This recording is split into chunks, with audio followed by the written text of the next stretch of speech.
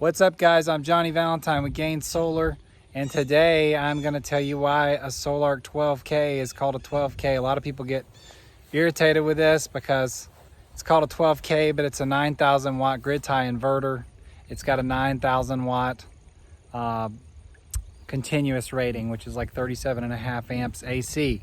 But here I'm showing you this is almost perfect solar conditions. It could be colder, but it is about 70 degrees outside right now, and we have 32 400 watt modules, so that's 12.8 kW. Now this system has been connected solely as a grid tie inverter for the past 2 months as I was waiting on lithium batteries, but now that we've got our lithium batteries, we're seeing it handle closer to the full amount of power that the solar array can produce. So even though this is a 12.8 kilowatt solar array, it'll probably never make 12.8 kW. The max amount of power DC connected to the Solark that they want you to put is 6,500 watts on each MPPT channel. Like I said, you're never really going to see a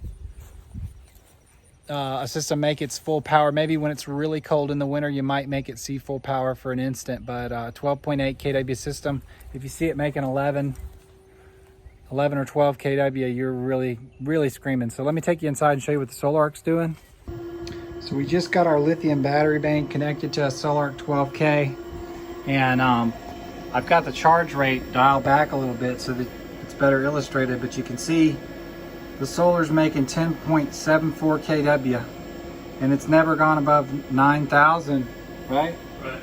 But now all of a sudden with a battery, it can sell power to the grid and it can put power on the battery.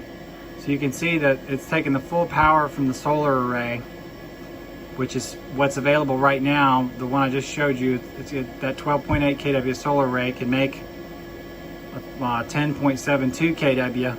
And it's easily handling that power, distributing it amongst these two. Now when I put this thing in normal operation and I actually put the critical load panel, which would be this third column, when I put that in line, there'll be yet another source where it can distribute power. So basically it can take 12K from solar and it can distribute it amongst these three sources. It can give it to the grid, it can give it to the critical loads, and it can dump it into the battery. And between these three, it can handle 12K.